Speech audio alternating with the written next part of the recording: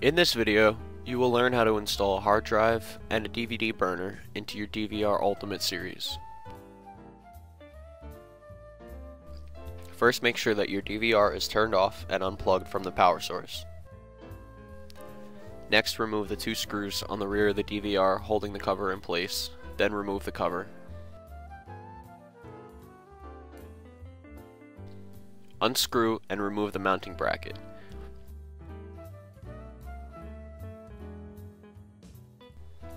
Here we have our 1TB Seagate hard drive.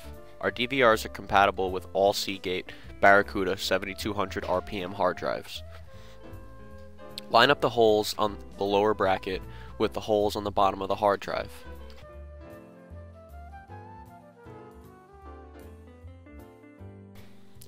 Take 4 screws from the accessory box included with this DVR and use the screws to secure the hard drive to the bracket.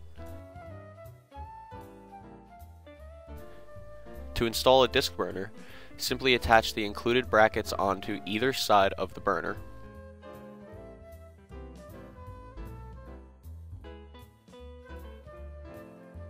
Then attach it to the bracket all the way to the right to ensure it lines up with the slot on the front of the DVR. Next, reattach the bracket to the DVR.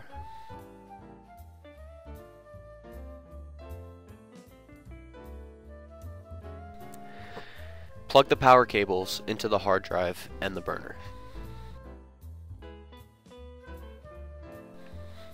Find the blue Sata cables included in the accessory box of your DVR.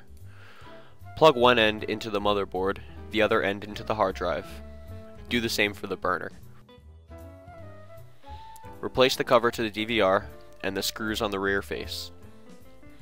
Your DVR is now ready to start recording. If you like this video, please be sure to like this video on YouTube, subscribe to our YouTube video channel, and also like us on Facebook. Thank you for watching.